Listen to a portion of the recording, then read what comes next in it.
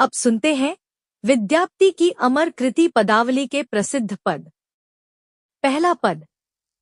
खने खने नयन कोन अनुसरी, खने खने वसत धूली तनु भरई। इसमें प्रेम की चंचल मनोभावना का अत्यंत सुंदर चित्रण मिलता है। दूसरा पद।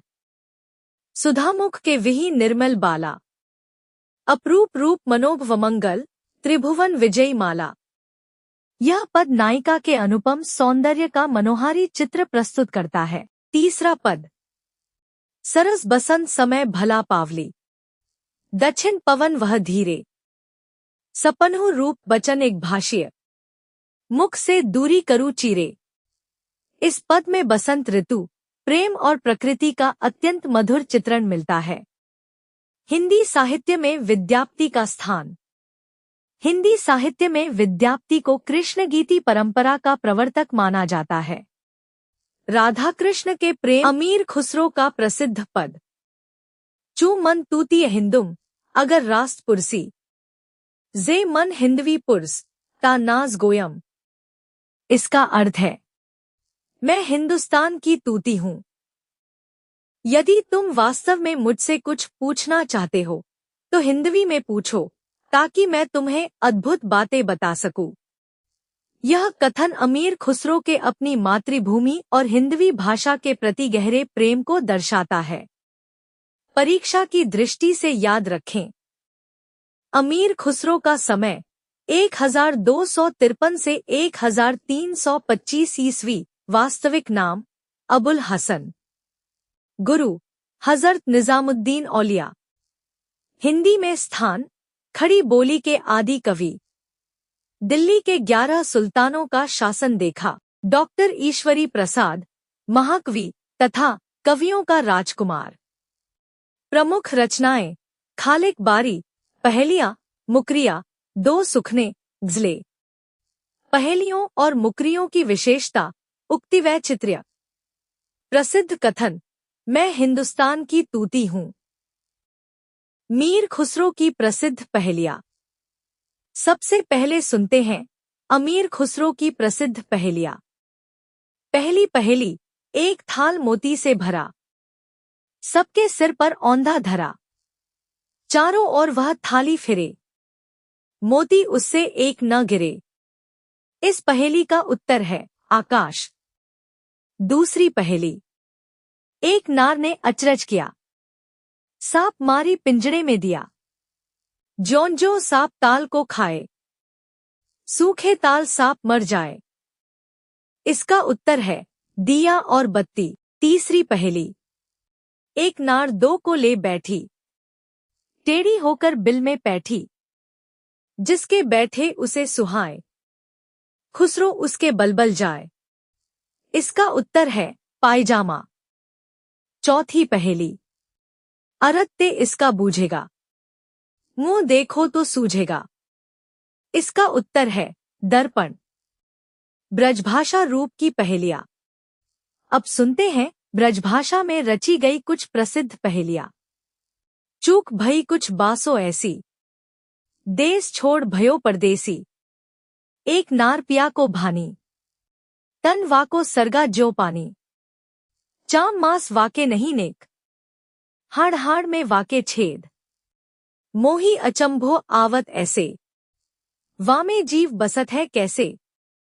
ये पहेलियां अमीर खुसरो की भाषा कौशल और लोकजीवन से उनके गहरे जुड़ाव का सुंदर उदाहरण है। अमीर खुसरो के प्रसिद्ध दोहे। अब सुनिए उनके प्रसिद्ध दोहे। पहला दोहा। उज्जल बरन, अधीन तन, एक चित्त दो ध्यान। देखत में तो साधु है, निपट पाप की खान। दूसरा दोहा। खुसरो रैन सुहाग की, जागी पी के संग। तन मेरो मन पियू का, दो भय एक रंग। यह दोहा सूफी प्रेम और आत्मा परमात्मा के मिलन का सुंदर प्रतीक माना जाता है। तीसरा दोहा। गोरी सोवे सेज पर, मुख पर डारे केस। चल खुसरो घर आपने, रैन भई चहु देस। यह दोहा अमीर खुसरो ने अपने गुरु हजरत निजामुद्दीन औलिया के निधन पर कहा था। इसमें गुरुवियोग की गहरी पीड़ा व्यक्त हुई है। अमीर खुसरो के गीत।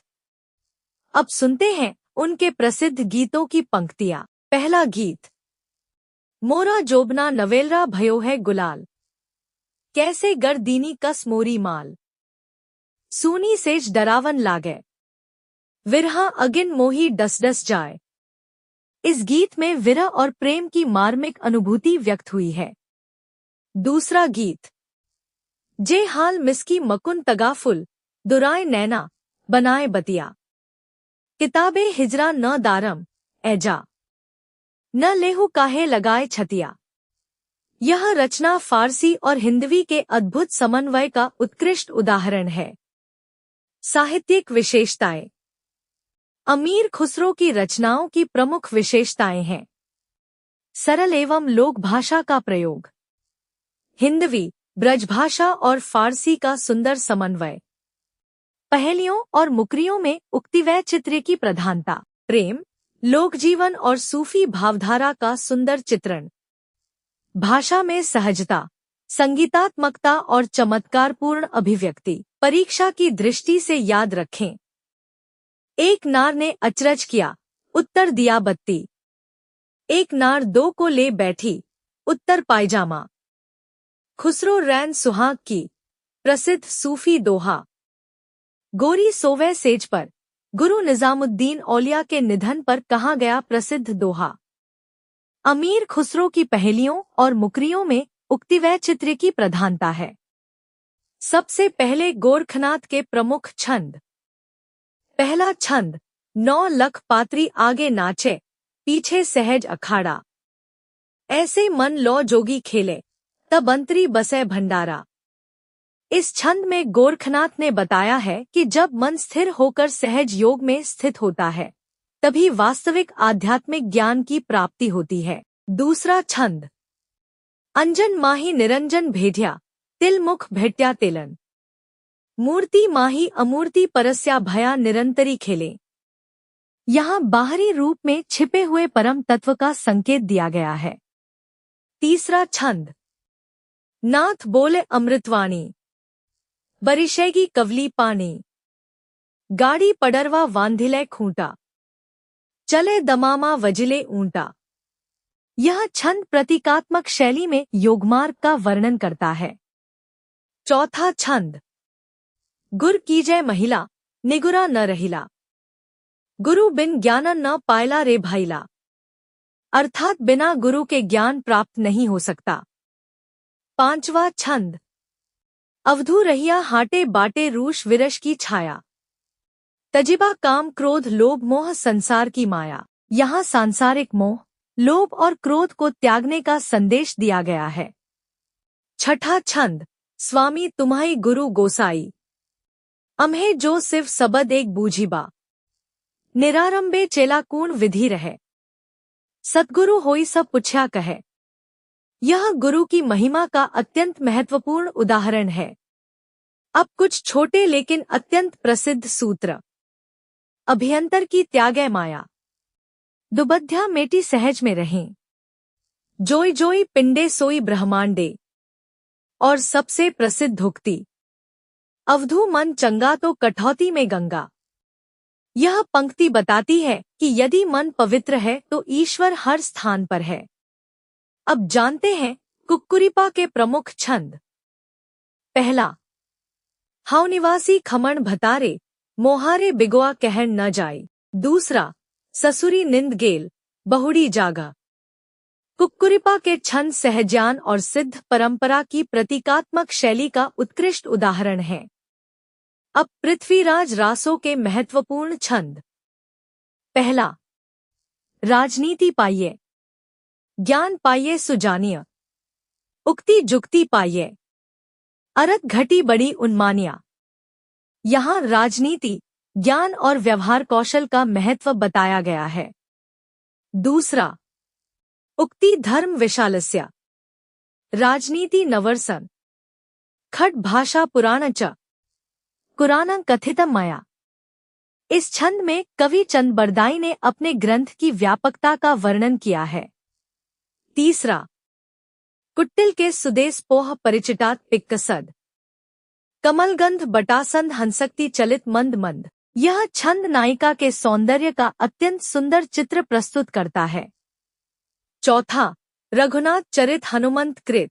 भूप भोज उद्धरिय जिमी। पृथ्वीराज सुजस कवि चंद कृत।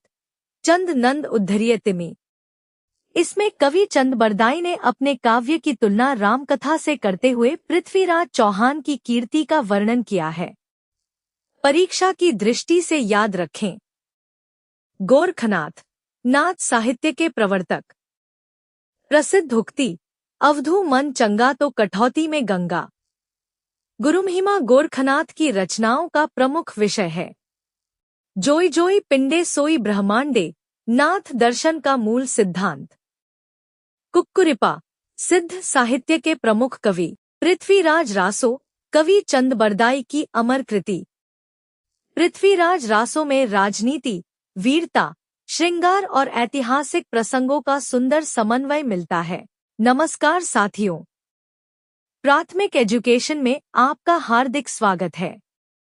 आज के इस भाग में हम लौकिक साहित्य तथा अपभ्रंश साहित्य के विविध महत्वपूर्ण तथ्यों का अध्ययन करेंगे। यह विषय प्रतियोगी परीक्षाओं जैसे super TET, DSSSB, net, JRF तथा अन्य परीक्षाओं की दृष्टि से अत्यंत महत्वपूर्ण है। लौकिक साहित्य तथा अपभ्रंश साहित्य। ढोलामारू रादुहा। सबसे पहले बात करते हैं ढोलामारू रादुहा की। यह 11वीं शताब्दी में रचित हिंदी का एक प्रसिद्ध प्रेम काव्य माना जाता है। इसका मूल रचनाकार कल्लोल माना जाता है। यह काव्य मूल रूप से दोहा छंद में लिखा गया था। बाद में 17वीं शताब्दी में कुशलराय नामक कवि ने इसमें कुछ चौपाइयां जोड़कर इसका विस्तार किया। इस काव्य में ढोला नामक राजकुमार और मारवणी नामक राजकुमारी की अमर प्रेम कथा का अत्यंत सुंदर चित्रण मिलता है। इसकी प्रसिद्ध पंक्ति है, सोरठियो दुहा भलो, भली मरवणरी बात। जोबन छाई धन भली, तारा छाई रात। वसंत विलास। अब बात करते हैं वसंत विलास की। यह 13वीं शताब्दी का एक महत्वपूर्ण काव्य ग्रंथ है। यह 84 दोहों में रचित एक सुंदर श्रृंगारिक काव्य है। इसमें वसंत ऋतु और उसके प्रभाव से उत्पन्न सौंदर्य, प्रेम तथा स्त्रियों के मनोभावों का अत्यंत मनोहारी चित्रण किया गया है। वसंत विलास का संपादन सर्वप्रथम केशवलाल हर्षाद ने किया। इसकी प्रसिद्ध पंक्ति है, इन्हीं पर कोयली कूजई, पूंजई युवती मनोर। विधुर वियोगिनी धूजई, कूजई मयण किशोर। अपभ्रंश साहित्य के विविध महत्वपूर्ण तथ्य। अब जानते हैं परीक्षा की दृष्टि से कुछ अत्यंत महत्वपूर्ण तथ्य। अपभ्रंश भाषा में मुख्य रूप से 3 प्रकार के बंध पाए जाते हैं। पहला, दोहा बंध। दूसरा, पद्धड़िया बंध। और तीसरा, गेय पद बंध। आचार्य हजारी प्रसाद द्विवेदी ने लिखा है, दोहा या दुहा अपभ्रंश का अपना छंद है, उसी प्रकार जिस प्रकार गाथा प्राकृत का अपना छंद है। अर्थात जिस प्रकार प्राकृत की पहचान गाथा छंद है, उसी प्रकार अपभ्रंश की पहचान दोहा छंद है। अपभ्रंश का चरित काव्य मुख्यतः पद्धड़िया बंध में लिखा गया है। चरित काव्यों में पद्धड़िया छंद की हिंदी साहित्य के प्रथम कवि से जुड़े विभिन्न विद्वानों के मतों को याद करेंगे। सबसे पहले बात करते हैं शिव सिंह सेंगर की। शिव सिंह सेंगर ने पुष्य या पुण्य को हिंदी का प्रथम कवि माना है। इनका समय 7वीं शताब्दी माना गया है। इसके बाद आते हैं राहुल सांकृत्यायन। उन्होंने सरहपा को प्रथम कवि माना है और उनका समय 769 ईस्वी निर्धारित किया है। डॉक्टर रामकुमार वर्मा ने स्वयंभू को हिंदी का प्रथम कवि माना है। स्वयंभू का समय विक्रम की 8वीं शताब्दी माना जाता है। डॉक्टर गणपति चंद्र गुप्त ने शालिभद्र सूरी को हिंदी का प्रथम कवि माना है। इनका समय 1184 ईस्वी बताया गया है। वहीं डॉक्टर वी भट्टाचार्य ने सरहपा को बांग्ला भाषा का प्रथम कवि माना है। अब एक और महत्वपूर्ण तथ्य। कवि भुवाल, जिन्हें 10वीं शताब्दी का कवि माना जाता है, हिंदी के उन प्रारंभिक कवियों में हैं जिन्होंने दोहा चौपाई छंद में भगवद गीता का अनुवाद किया। आचार्य हजारी प्रसाद द्विवेदी ने अब्दुल रहमान को हिंदी का प्रथम कवि माना है। आदिकाल के संबंध में विद्वानों के मत। आचार्य रामचंद्र शुक्ल ने आदिकाल को अनिर्दिष्ट लोक प्रवृत्ति का युग कह